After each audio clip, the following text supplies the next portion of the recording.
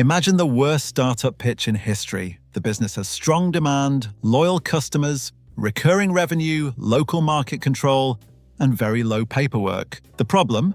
The customers are often terrified. The sales team carries guns, the legal department is bribery, and the exit strategy is usually prison, witness protection, or a funeral.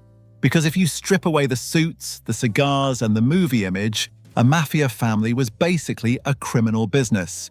It had products, it had territories, it had managers, it had cash flow, it had partnerships. It even had something close to a boardroom. But unlike a normal startup, every part of the system was built on fear. So today, we're going to explain mafia operations like modern startups, from product market fit to scaling, to why the whole thing eventually collapses. This is not a guide to crime. It is a way to understand why mafia operations became so powerful, why they were hard to remove, and why the same things that made them profitable also made them unstable. So let's treat the mafia like a criminal startup, and start with the first question every business asks. What is the market? Every mafia operation started with one thing: illegal demand. Not a clean market, not a fair market, a market created when people still wanted something the law restricted, society pushed underground, or banks refused to touch. The mafia did not always create the demand. It found it, controlled it, and made people pay for access. Prohibition proved the model. From 1920 to 1933, alcohol was banned in the United States, but people did not stop drinking. That opened the door for bootleggers, corrupt officials, speakeasies, and violent crews fighting over supply routes. In Chicago, Al Capone became rich and famous because he understood the gap between the law and human behavior. The product was alcohol, but the real business was control. When Prohibition ended, organized crime did not disappear. It moved deeper into gambling, loan sharking, business rackets, trucking, construction, nightlife, garbage hauling, and unions. Gambling brought steady cash through bookies and street networks. Loan sharking targeted desperate people who needed money fast and could not go to a bank. Protection rackets turned fear into weekly payments from business owners who understood what could happen if they refused. That was the core of the illegal market: a bet, a debt, a drink, a business problem, a labor dispute. The mafia looked at each one and asked where pressure could be applied. A normal company tries to solve a problem. The mafia found weak points and charged people for peace. This made the system profitable, but also unstable. Every illegal payment created a victim. Every threat created resentment. Every racket created someone who might one day cooperate with investigators. Fear brought money in, but it also built the evidence trail that could later bring the operation down. So before the bosses, before the crews, before the envelopes moving upstairs, there was the market. The mafia rose because it learned how to control forbidden demand. But the same market that made it powerful also filled its world with witnesses, enemies, and people waiting for a chance to talk. Once the mafia found an illegal market, the next question was simple. What was it really selling? On the surface, the answer looked obvious: alcohol during Prohibition. Gambling, loans, stolen goods, protection, access to certain businesses. But underneath all of that, the real product was control. Control over who could sell, control over who could borrow, control over who could gamble, control over which business stayed quiet and which business had problems. That was where the money came from. The mafia did not need to own every bar, club, truck, or card game. It needed influence over the people who did. Sometimes that control looked like access. If someone wanted illegal alcohol, a gambling connection, or a loan outside the banking system, the mafia could open the door. The price was money, loyalty, or future obligation. Once a person accepted that access, he often became tied to the people who provided it. Other times, the product was called protection. That word made it sound like a service, but the threat was usually built into the offer. A shop owner might pay so his windows stayed intact. A club owner might pay so his business stayed open without trouble. A trucker might pay so deliveries moved without interference. The payment bought peace, and the danger often came from the same men selling it. This was why the mafia model became so profitable. It turned fear into income. It turned access into debt. It turned ordinary business pressure into criminal leverage. People paid because they wanted something, or because they were afraid of losing something. But control always came with a cost. Every person forced to pay became a possible witness. Every threat left behind anger. Every business owner who bought peace understood who made that peace necessary. The mafia could collect money through fear, but fear never stays silent forever. So the product was not only vice, it was power over choices. Who could operate? Who had to pay? Who was allowed to feel safe? That kind of control made mafia families strong for a time. It also made them hated, watched, and eventually exposed. After the mafia found a market and turned control into a product, it needed a way to deliver that product. In a legal business, this is called distribution. Companies use stores, sales teams, ads, apps, suppliers, and delivery routes. The mafia had its own version, territory. Territory was not only about pride, it was about money. A family did not need to control an entire country to become powerful. It needed control over the right blocks, the right bars, the right gambling spots, the right businesses, and the right unions. One neighborhood could produce steady income if the crew had enough fear and influence around it. That is why crews mattered so much. A crew was the street-level machine. It knew who took bets, who owed money, who owned the local bar, who ran a card game, who needed a loan, and who could be pressured. The boss at the top did not need to stand on every corner. The crew handled the ground. In that system, a bar was not always only a bar. It could be a meeting place, a betting spot, a loan contact point, or a place where messages moved. A restaurant could be a front, a social base, or a quiet room for business. A union local could control workers, contracts, trucks, or construction jobs. Every location had value if money and influence passed through it. When another crew moved into that space, it was not a small problem. It meant lost revenue. If another group took bets in your area, collected debts from your people, or demanded payments from your businesses, they were not only disrespecting you, they were attacking the income stream. Legal companies fight for customers with prices, branding, and service. Mafia crews fought for territory with threats, alliances, beatings, and sometimes murder. That is what made distribution in organized crime so dangerous. The route to the customer was controlled by fear. This also explains why neighborhoods could feel trapped. Business owners, gamblers, borrowers, drivers, and workers all learned who had power nearby. Some people paid because they wanted access. Others paid because they wanted trouble to stay away. Either way, the crew became part of the local economy like a parasite attached to real businesses. For a while, territory made the mafia strong. It gave crews a base, a reputation, and steady cash. But it also made them visible. The more they controlled a neighborhood, the easier it became for investigators to see patterns. The same bars, the same collectors, the same threats, the same money moving upward. Territory was the mafia's distribution system. It carried fear, money, messages, and influence from the street to the top. But every control block also created witnesses. Every claimed area created rivals. And every route that brought money in could also lead law enforcement back to the people running it. Every criminal operation needs cash flow. For the mafia, that cash flow often came through weekly envelopes.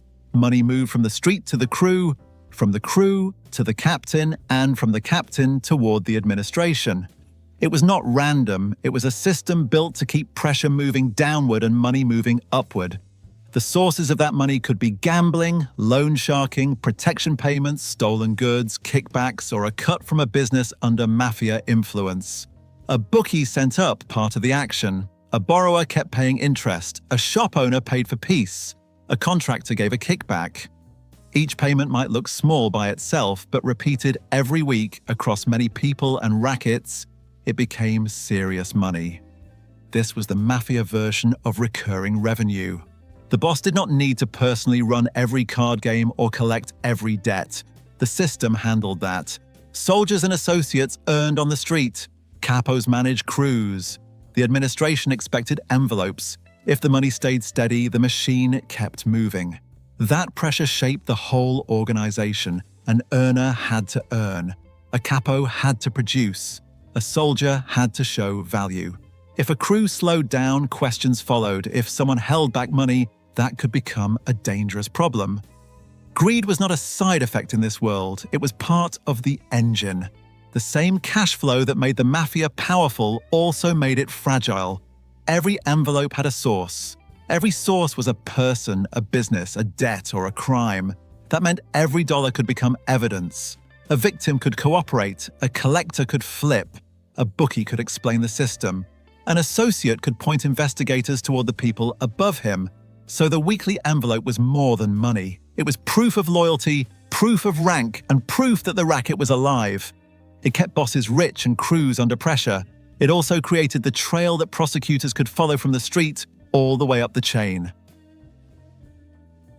At its strongest, the mafia was more than a loose street gang. It had a chain of command. The structure was not clean like a legal company, and it was never as polished as movies make it look, but it gave criminal families a way to manage people, money, violence, and disputes. At the top was the boss. He was the final authority inside the family. Major disputes, big money decisions, high-level alliances, and serious acts of violence could all reach his level. His power came from reputation, fear, loyalty, and the ability to keep money moving through the organization. Below him was the underboss. This was the second in command, the man who helped manage the family and carried authority when the boss was away, locked up, or trying to stay distant from direct orders. In some families, the underboss had real power. In others, he survived only as long as the boss trusted him. Then came the consigliere. He was an advisor, not a lawyer in the normal sense. His role was to help settle disputes, give counsel, and sometimes act as a calmer voice when greed or ego pushed men toward bad decisions. A respected consigliere could keep problems from turning into bloodshed. The capos were the managers. Each capo controlled a crew and was responsible for the money that crew produced. Under him were soldiers made members of the family with official status.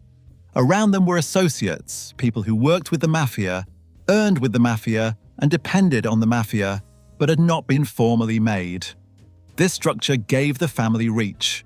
The boss did not need to collect from every borrower or speak to every bookmaker. Orders could move down. Money could move up. Capos handled crews. Soldiers handled street work. Associates took risks, made connections, and often stood closest to the crimes. The system also created pressure. Every level had someone above it expecting money and loyalty. A capo who failed to produce could lose status. A soldier who disobeyed could become a problem. An associate who knew too much could become dangerous.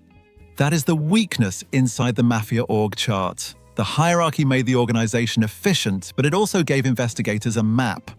Once one insider cooperated, he could explain who gave orders, who collected money, who controlled crews, and how the family really worked. So the mafia's structure made it powerful for a time. It gave criminals rank, order, and discipline. It also connected them to each other. And when prosecutors learned how to prove those connections, the same chain of command that protected the boss could lead straight back to him. A criminal company scales when it grows beyond one street, one crew, or one powerful man. At the beginning, a gang might control a corner, a gambling spot, or a small group of borrowers. If the money keeps coming in, the operation starts to expand. More people get involved, more rackets appear, more territory needs management. That is when organized crime becomes more dangerous. A small crew can be violent, but a scaled mafia family can reach into gambling, loan sharking, labor racketeering, construction, trucking, nightlife, restaurants, and other businesses where money and pressure meet. The goal was not only to commit crimes, the goal was to build a system that kept producing money. Scaling required structure. A boss could not personally watch every card game, loan, truck route, union contact, or business owner. Capos had to manage crews, soldiers had to collect and enforce, associates had to find openings and take risks. Each layer allowed the family to cover more ground while keeping the top protected from direct exposure. This is why Lucky Luciano is such an important figure in American mafia history. He is often connected with the move away from constant street wars and toward a more organized criminal structure. Families, territories, alliances, and dispute rules made the mafia more stable for a time. A national commission was created to settle major conflicts and reduce open warfare between powerful groups. In business language, that was scaling. In real life, it meant organized crime became harder to remove.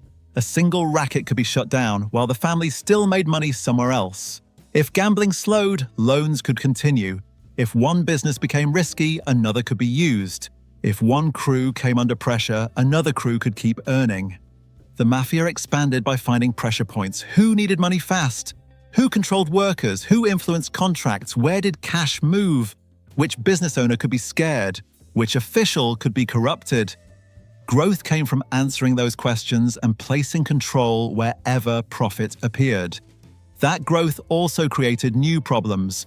More rackets meant more evidence. More people meant more secrets to protect. More money meant more greed. More territory meant more disputes.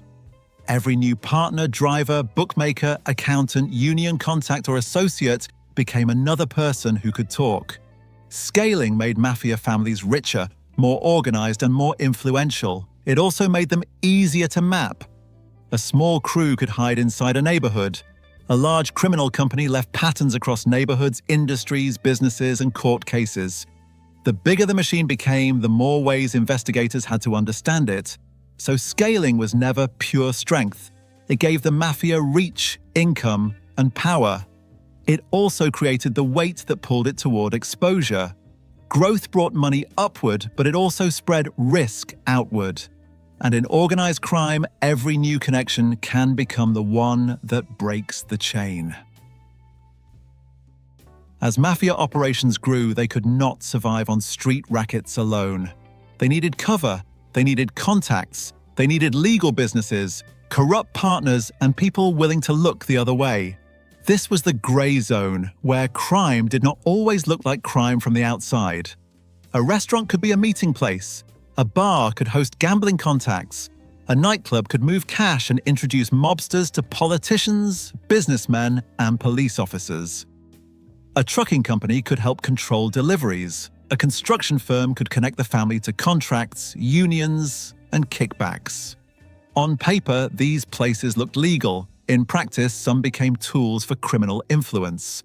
The mafia did not always need to own a business openly. Ownership brought attention. Influence was often safer. A mob-connected figure could pressure the owner, provide money, place people inside, or demand a cut. Sometimes the business became a front. Sometimes it became a meeting spot. Sometimes it became a way to hide cash from illegal rackets. Corruption made the system stronger. A union official could steer jobs or create labor problems. A contractor could pay kickbacks to keep work moving. A police officer could warn people about pressure from law enforcement. A politician could help smooth permits, contracts, or local trouble. Each connection gave the mafia more reach without putting every crime on the street. This is what made organized crime difficult to remove. It did not always stand outside society. It entered real businesses, local politics, labor systems, and cash-heavy industries. A person could be dealing with a restaurant owner, a trucker, or a union contact without seeing the criminal pressure behind him, but the gray zone had a weakness. Every partner was also a risk. Every accountant, driver, club owner, union man, contractor, or corrupt official knew something. Some knew where money came from, some knew who gave orders, some knew which business was controlled and which payment was dirty. For a while, fronts and partners helped the mafia hide. They gave the organization respectability, movement, and protection. But once investigators understood the network, those same connections became a map. The legal businesses that covered the crimes could also help prove them. The gray zone was where the mafia tried to look legitimate while staying criminal. It gave them access to money and power beyond the street.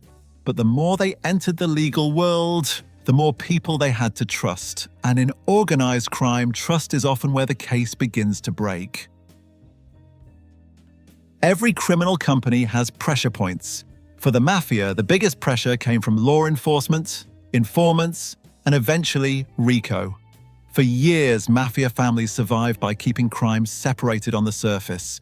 A gambling case looked like gambling. A loan case looked like a debt problem. A threat looked like one violent act. The larger system was harder to prove. That changed as investigators learned how the families really worked. Wiretaps, surveillance, undercover work, financial records, and cooperating witnesses helped connect street crimes to crews, crews to capos, and capos to the administration. The goal was not only to catch one man committing one crime, the goal was to show the organization behind the crimes. RICO, the Racketeer, Influenced, and Corrupt Organizations Act, gave prosecutors a stronger weapon.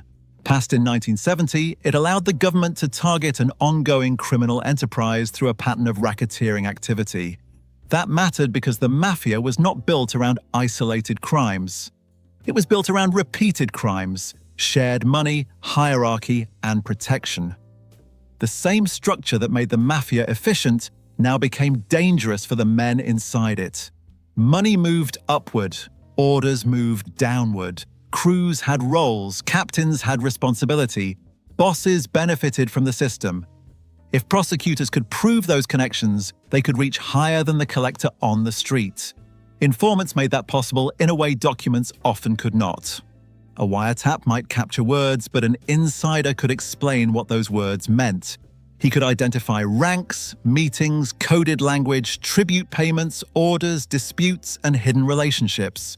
One cooperating witness could turn a confusing set of crimes into a clear picture of the family. That is why betrayal became one of the Mafia's greatest fears. A boss could avoid writing things down. A capo could use careful language. A soldier could keep his mouth shut in public. But if someone inside the circle decided to cooperate, the silence broke from the inside. John Gotti is one of the clearest examples. He became the public face of the Gambino family and carried himself like a man law enforcement could not touch. But his underboss, Sammy the Bull Gravano, eventually cooperated with the government and testified against him. That testimony helped prosecutors explain the structure, the violence, and the command system around Gotti. For the Mafia, this was the nightmare. The danger was not only federal agents outside the door, it was the man sitting near the boss who knew how the machine worked. Informants turned loyalty into evidence and rank into liability. Law pressure also changed behavior inside the families. Men became more cautious, more paranoid, and more suspicious. Who was wearing a wire? Who was meeting agents? Who was hiding money? Who would trade old loyalties for a lighter sentence? The pressure did not only come from courtrooms, it entered conversations, crews, social clubs, and family meetings. RICO did not destroy organized crime overnight, but it changed the fight. It gave prosecutors a way to attack the Mafia as a system.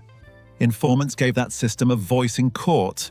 Together, they exposed what the Mafia always tried to hide, that the street crimes, the envelopes, the orders, and the violence were connected. That was the real damage. Once the government could prove the connections, the hierarchy stopped being protection.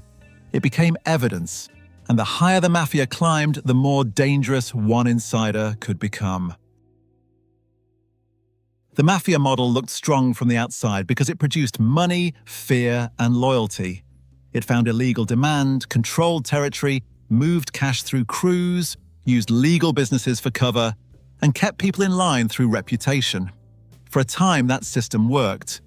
Then the same parts that made it powerful started pulling it apart. The first problem was greed. Every level needed money. Bosses expected envelopes. Capos pushed crews. Soldiers pushed associates, business owners, borrowers, and gamblers. The more money the system demanded, the harder people were squeezed. That created anger, debt, mistakes, and pressure from the street upward. The second problem was violence. Fear could force payments, settle disputes, and protect territory, but violence also attracted attention. A beating, a murder, a burned truck, or a threatened business could bring police pressure, news coverage, and witnesses. The mafia used violence to protect the machine, then violence helped expose the machine. The third problem was trust. Organized crime depends on silence, but silence becomes weaker when prison time enters the room. A soldier facing decades can become a witness. An associate who feels used can cooperate. A captain who knows the structure can explain it.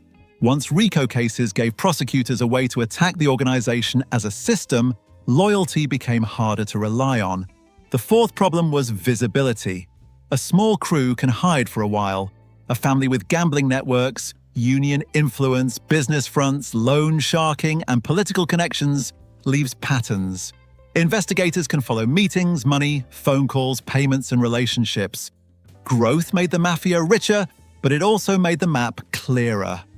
The fifth problem was ego. Some bosses wanted money and silence. Others wanted status, attention, and public power. That brought heat. Al Capone became a symbol of prohibition crime and ended up in prison. Lucky Luciano helped shape a more organized mafia and was later deported.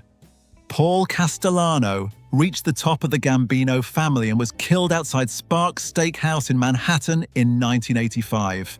John Gotti became famous as the public face of the Gambino family and died in federal prison after a life sentence. These men did not fail because they never reached power. They failed after reaching it.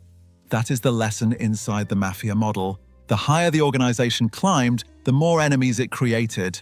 The more it earned, the more evidence it left. The more it trusted insiders, the more dangerous betrayal became.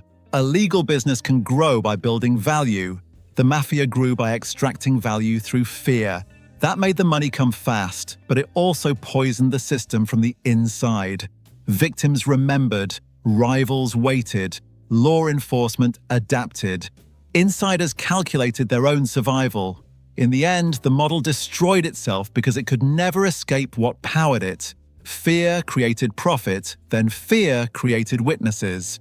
Control created income, then control created resentment. Structure created order, then structure helped prosecutors prove the enterprise. The mafia could operate like a criminal company, but its foundation was violence, greed, and betrayal. A foundation like that can hold power for a while. It cannot hold forever. At a certain point, the startup comparison breaks. A legal startup tries to build value. It creates a product, earns trust, grows a customer base, and looks for stability. The mafia could copy some business patterns, but it could never become a real business because the foundation was crime. A startup wants customers to come back because they like the product. The mafia often made people come back because they were afraid to leave. A startup wants partners who see opportunity. The mafia used pressure, debt, corruption, and threats to keep partners close. A startup wants growth to attract investment. The mafia's growth attracted surveillance, indictments, and informants. The difference was value. A legal company can create something useful even if it is imperfect. The mafia extracted money from illegal demand, weak businesses, desperate borrowers, gamblers, and people who wanted trouble to stay away. It did not build peace. It sold the temporary promise of peace after creating the danger. That is why the model could not become clean. If the mafia stopped using fear, it lost control. If it stopped controlling people, the envelope slowed down. If the envelope slowed down, crews lost status. If crews lost status, violence and betrayal moved closer. The whole machine depended on the same behavior that made it vulnerable. There was also no safe exit. A founder can sell a company, step down, or retire. A mafia boss usually faced darker endings: prison, deportation, assassination, cooperation from someone close, loss of power to a younger rival. The deeper a man went, the more he knew, and the more dangerous he became to everyone around him. So, yes, the mafia can be explained through markets, products, distribution, cash flow, structure, scaling, partnerships, and risk. That helps us understand how it worked. but it does not make it normal. The Mafia was not a startup with bad ethics. It was an organized criminal system that used fear as a business tool. And that is why the comparison has a limit. A startup survives by creating trust. The Mafia survived by creating fear. Trust can build something lasting. Fear can build an empire for a while, but it also creates witnesses, enemies, and betrayal. In the end, the Mafia operated like a company in structure, but not in purpose. Its product was crime, its culture was paranoia, and its exit strategy was almost always disaster.